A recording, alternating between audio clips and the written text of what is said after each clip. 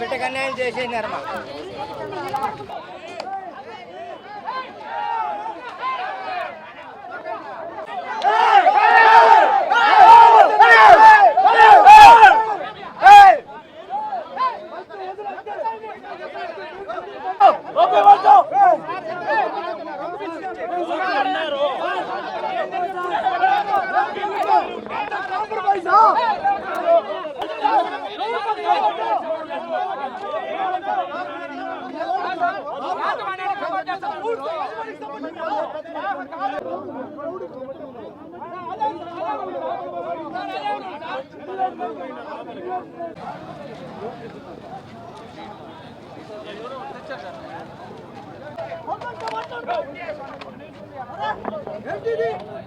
ఎవరు కొట్టున్నారు మీరు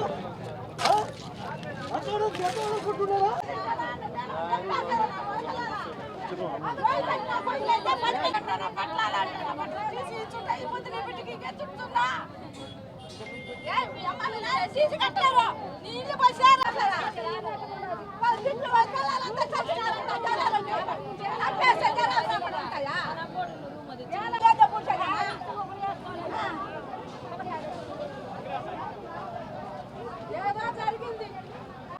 వాడు ఎప్పుడు నీకు రాలేదు కదా సమంగా రానంటున్నాడు కదా తీసి ఇచ్చావద్దా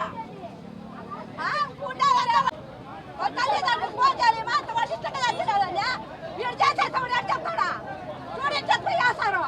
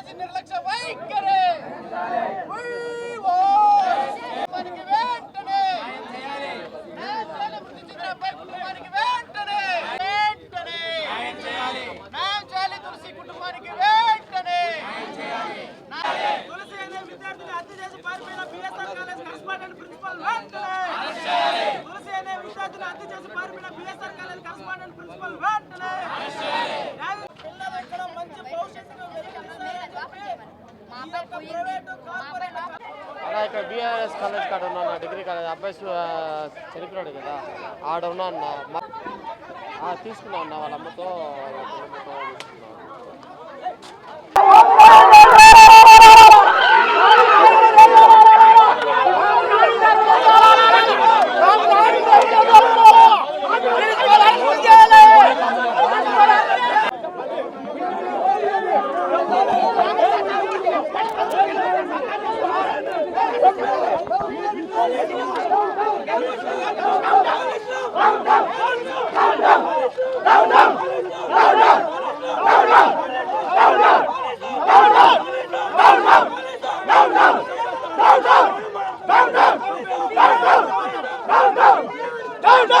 బిఎస్ఆర్ కాలేజీలో అబ్బాయిని చేర్పించడం జరిగింది.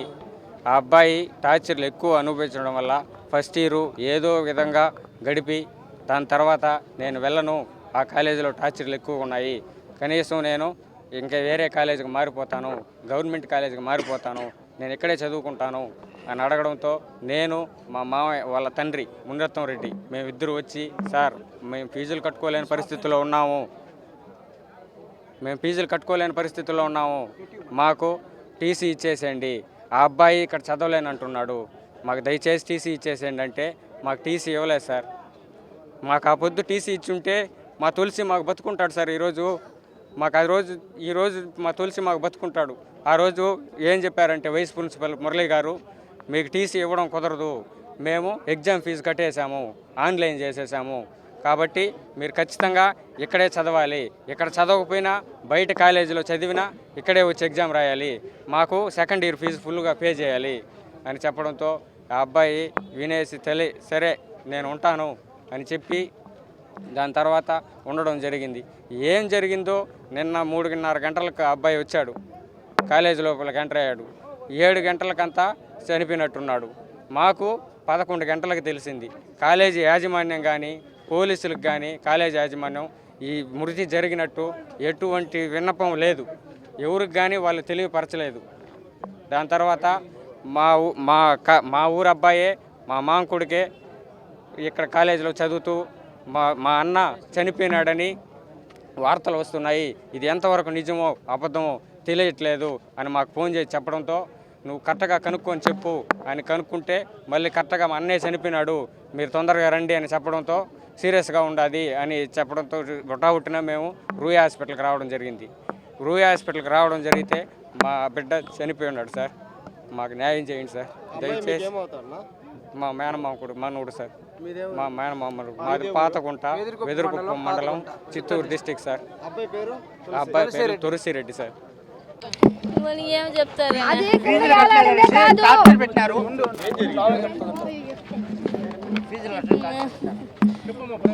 చెప్పలు ఇష్టంగా పడేసుకుంది కాదు, అది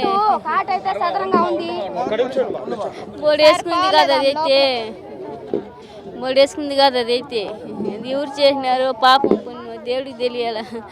నా బిడ్డ అన్నమయం అయిపోయినాడు, నా బిడ్డ బతుకు నాశనం అయిపోయింది, జీవితం నాశనం అయిపోయింది.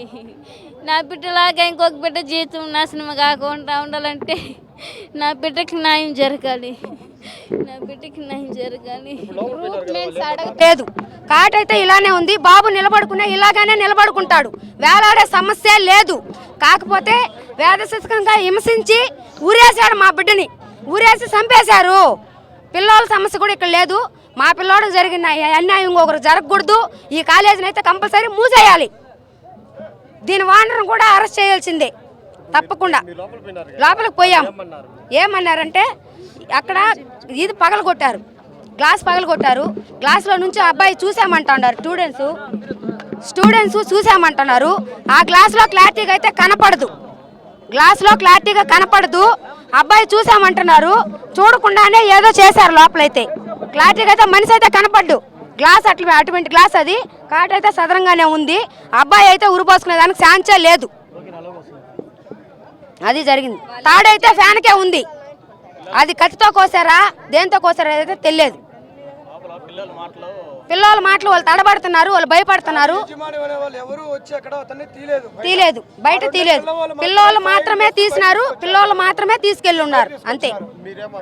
మేము పెద్దమ్మ అవుతాను.